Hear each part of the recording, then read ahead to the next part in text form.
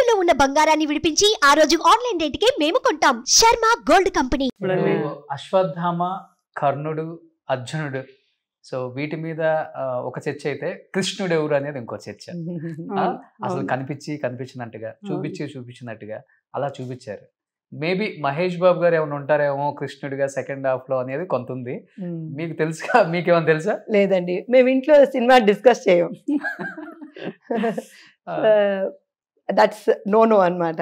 మేమేమన్నా అడిగినా కూడా నాగి స్మైల్ చేసి వెళ్ళిపోతుంటా. అమ్మా నువ్వు దాచుకోలేవు చెప్తుంటాడు. సో అందుకే జనరలీ మేము డిస్కస్ చేయం మూవీస్ లో. అప్పుడప్పుడు షూటింగ్ జరిగేటప్పుడు మాత్రం మాకు చాలా కన్వీనియంట్ గా ఉన్నిందండి. షూటింగ్ అన్ని నైట్ టైం చేశారు కదా.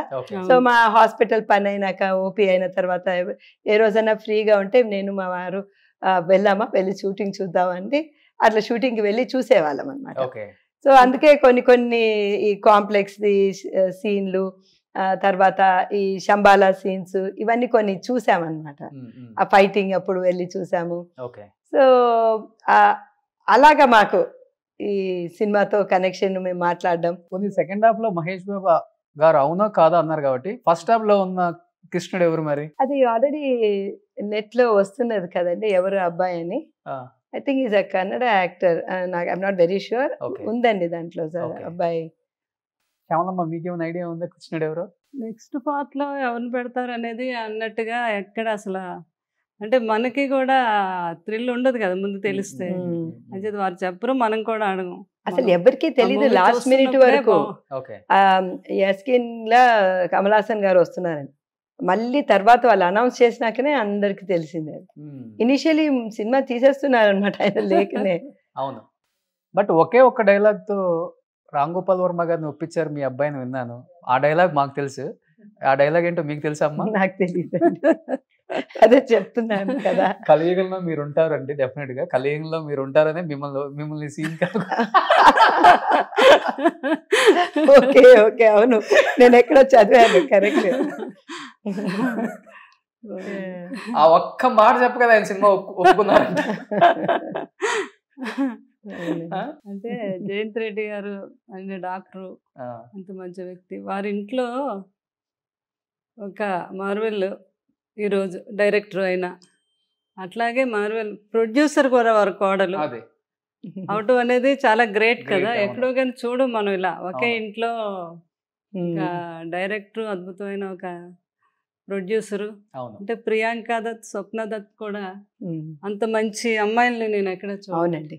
వాళ్ళ యాటిట్యూడ్, వాళ్ళ ప్రేమ, అంటే ఒక సెట్లోకి నేను కూడా వెళ్ళినప్పుడు 2 times వాళ్ళు చూపించే ప్రేమ, అంటే ఇంట్లో మదర్ని ఎలా చూస్తారో అలా చూస్తారు వాళ్ళు. అంత గొప్ప ప్రొడ్యూసర్స్ అవటానికి అది కూడా ఒక కారణం.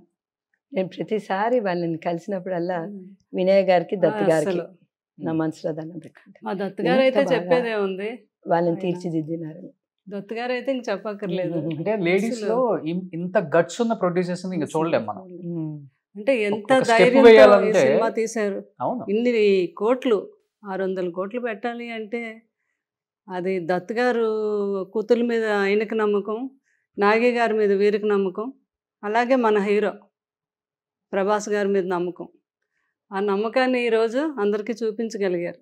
నేను మా హాస్పిటల్లో కొంచెం ప్రాబ్లం అయినా ఏదైనా కూడా వెంటనే ఇంటికి వస్తే నన్ను అందరు అడుగుతారు, ఏమమ్మా ఏమైంది అంటే నా ఫేస్లో అన్నీ కనిపిస్తుంది.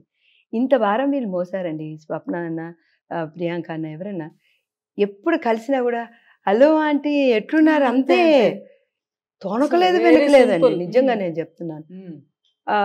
నాకే కనిపించడం తక్కువ. వాడు ఇంటికి ఎప్పుడో రాత్రి వచ్చేవాడు, మళ్ళీ పొద్దునే లేచి వెళ్ళిపోయేవాడు. కానీ ప్రియాంకకు తను టైం దొరికినప్పుడు బాబు దగ్గర వచ్చి ఉండడము, మరి స్వప్న కూడా ఎప్పుడు కనిపించినా ఏ సందర్భంలో అయినా కూడా వాళ్ళ ఫేస్ మీద ఇంత కూడా టెన్షన్ కనిపించలేదు. మాకుండొచ్చు ఏమో సినిమా మీద టెన్షన్, కానీ వాళ్ళు కనిపించలేదండి. వాళ్ళది ఆలోచించకుండా కొన్ని 100 కోట్లు పెడుతున్నారు, ఏమన్నా భయంగా ఉందా, ఎట్లా ఉంది ఏంటనే అడగాలనిపిస్తుంది కదా ఒక మదర్ గా. అదే అప్పుడప్పుడు అన్ని ఓకేనా అమ్మా, అన్ని ఓకేనా అని మేము అడగడం అంతే అన్నట్టు, అంతేగాని they really carried it of very well. అస్సలు యాజ్ అ మదర్ నేను ఎప్పుడు ఎవరికి ఏం చెప్పను, తల్లి దృష్టి పడుతుందని చెప్పేసి వీళ్ళందరికీ 3 years కూడా ఎలా అయిపోయిందో ఎట్లా అనిపిస్తుంది అయిపోయిందండి. మనకి. అసలు ఎంత But, చక్కగా. సుమన్ టీవీలో మీ పర్సనల్ అండ్ బిజినెస్ ప్రమోషన్స్ కోసం కింది నెంబర్కి కాంటాక్ట్ చేయండి.